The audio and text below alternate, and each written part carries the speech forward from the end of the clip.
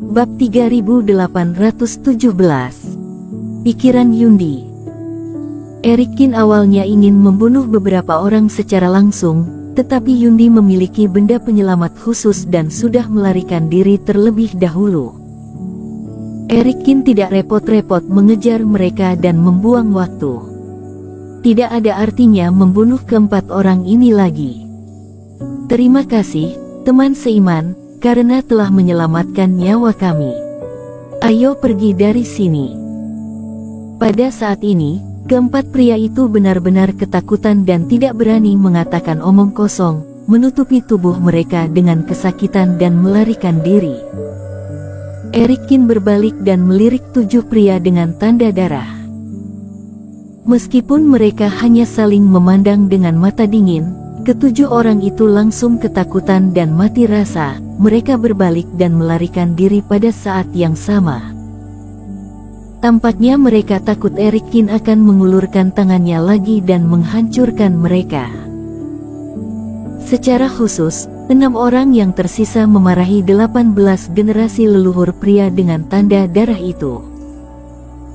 Sialan, dengan kekuatan Master Obatkin, dia hampir menghancurkan 5 kelompok murid dengan satu gerakan. Apakah kalian masih mendesak kami untuk terus mengancamnya nanti? Belum lagi 7 dari mereka, bahkan 17 dari mereka mungkin bukan saingan Erikin sendirian. Perlu tahu, mereka tidak memiliki harta seperti itu di tangan Yundi. Di sisi lain, Tony Feng juga tersenyum. Ya, dengan kekuatan Erikin, bagaimana dia bisa takut pada Yundi? Meskipun Master Obatkin telah memberi pelajaran kepada bajingan ini, mereka mungkin tidak jujur setelah mereka melarikan diri, dan mereka mungkin kembali lagi. Tony Feng khawatir. Sekte Sangyun adalah salah satu dari 4 sekte utama kota F, dan ada lebih dari 5 kultivator di sekte tersebut. Selain itu, di tempat ini di mana negara bagian adalah kekuatan, sekte lain di kota F tidak boleh terlibat. Tidak masalah. Aku akan meninggalkan beberapa formasi di sini nanti. Jika mereka berani datang lagi, mereka harus waspada, kata Erikin. Aku tidak takut akan hal ini. Lagi pula, kita memiliki banyak orang sekarang. Tony Feng menggelengkan kepalanya. Aku khawatir Yundi akan membawa orang kembali ke tanah berbahaya roh binatang untuk melakukan perusakan. Ini tidak mungkin. Jika mereka berlima datang ke sini, roh binatang, seekor demon yang kental dalam kabut, akan mengepung mereka semua terlebih dahulu, kata Kailin Song. Betul. Mungkin aku terlalu banyak berpikir. Kalau ingin benar-benar membuat kekacauan di tanah berbahaya ini, aku khawatir akan memakan 20 atau 30 kultivator. Dengan kekuatan mobilisasi Yundi, tidak akan ada banyak orang menemani mereka menjadi gila. Tony Feng menggaruk kepalanya dan tersenyum. 30 kultivator satu penurunan, bukannya mencari energi bintang fajar, datang untuk mencelakai Erikin. Bagaimana gambarannya? Kalaupun segel transmisinya kental, terlalu riskan untuk datang ke sini secara kolektif. Jika mereka tidak datang, itu yang terbaik. Jika mereka benar-benar berani datang, mereka akan menyesalinya. Erikin tidak takut pada apapun. Memecahkan Yundi dan yang lainnya hanyalah gangguan kecil di mataku sendiri, dan itu tidak perlu terlalu diperhatikan. Tentu saja, bisa juga ada persiapan cadangan. Melihat lokasi di mana orang-orang ini melarikan diri, Erikin mengangkat tangannya, mengumpulkan beberapa helaan napas, dan kemudian melanjutkan melakukan apa yang seharusnya dia lakukan. Jaraknya puluhan mil dari tanah berbahaya roh binatang, di dalam hutan lebat. Keempat orang yang berlari sepanjang jalan akhirnya bertemu dengan Yundi, yang memimpin dalam berlari. Begitu mereka bertemu, mereka berempat langsung menjadi lemah dan jatuh ke tanah dalam kebingungan. Keempatnya memar, dan tubuh mereka didekorasi. Beberapa menutupi lengan mereka dan memamerkan gigi mereka, dan beberapa menggosok paha mereka. Mereka semua dibombardir oleh gerakan Eric Kin. Kakak seperguruan, yang bermarga Kin ini sangat sombong sehingga dia berani menyerang Sekte Sangyun. Aku tidak tahan. Seorang kultivator menelan pil dewa dan berkata dengan malu dan marah di wajahnya. Ya, itu bukan urusan Sekte Sangyun. Sungguh memalukan kota F bahwa seorang kultivator dari Kingsu berani meneriaki kita. Ketika kami diganggu oleh Kingsu di kota F, kami harus membalas. Sudah pasti Eric Kin tidak mengejar mereka. Mereka berempat berteriak dan lupa bahwa mereka tidak berani kentut saat kabur. Jika orang ini berani menyerang kita, kita harus belajar. Aku hanya harus memikirkan cara menghadapinya.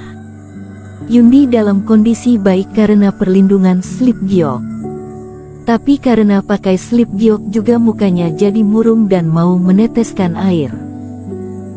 Benda ini adalah senjata berharga dan penting dari klan, gunakan kurang dari sekali.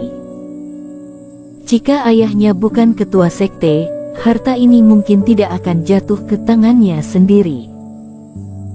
Alhasil dirinya menggunakannya untuk melindungi, tapi sebelum masuk rapat terbesar malah sudah pakai sekali. Ya, kakak seperguruan, kultivasi bermarga Kin ini sangat kuat. Kita berlima bersama-sama bukanlah lawannya. Setelah tenang, seorang kultivator berkata dengan sedih. Panggil adik seperguruan dan bagaimana dengan mereka? Kata yang lain. Ditambah lagi, aku khawatir mereka berempat kurang kuat. Jangan lupa bahwa ada banyak kultivator di tempat orang ini, dan mereka tampaknya sangat berterima kasih padanya. Apakah kita menderita kerugian, tidak berani berbicara atau mengeluh? Kecuali ada yang bisa membantu kita. Di tempat seperti ini, siapa yang mau membantu orang lain secara gratis? Aku memikirkan seseorang yang seharusnya tertarik. Pergi dan temukan dia bersamaku. Tiba-tiba, Yundi menyela diskusi.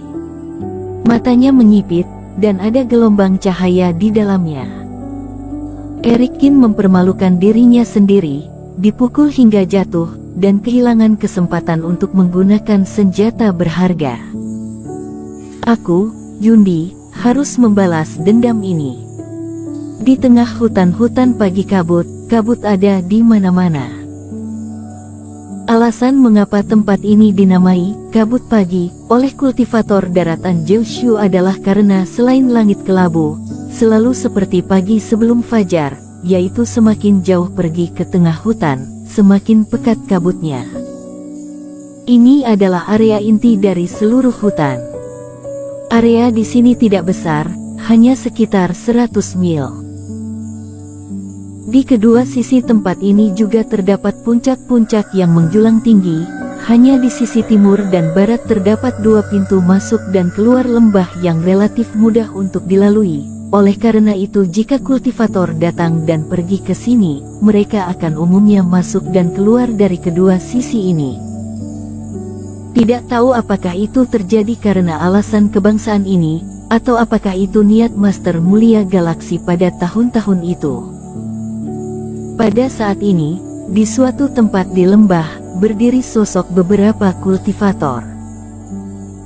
Di depan mereka ada ratusan roh binatang, dan roh binatang paling tengah memiliki 7 pola dao di atas kepalanya. Roh binatang adalah binatang yang sangat kuat di seluruh hutan. Namun, di daerah ini pada saat ini, meskipun suara pertempuran mengaum, reiki tersebar, dan roh binatang ini juga terus mengaum, lawannya bukanlah kultivator, tetapi beberapa bayangan cahaya reiki. Di lokasi pertarungan ini, tanah terjalin dengan lampu pola formasi yang terang dan kompleks, dan hanya di tepi kedua sisi, Ada seorang kultivator, memegang batu roh di tangannya, terus-menerus mengirimkannya ke pola formasi di bawah ini. Bayangan roh bentuk manusia ini sangat cepat, dan nafas kultivasinya juga ganas. Seringkali beberapa tarikan nafas dapat membunuh roh binatang. Dengan kecepatan yang terlihat dengan mata telanjang, beberapa kultivator di pinggiran runtuh satu persatu, dan akhirnya roh binatang pola 7 itu juga melolong dan bubar. Semua waktu yang dihabiskan hanyalah sebatang dupa. Kalau adegan ini dilihat oleh para kultivator yang telah bekerja keras untuk memburu dan membunuh roh binatang, khawatirnya akan mengagetkan. Bersambung.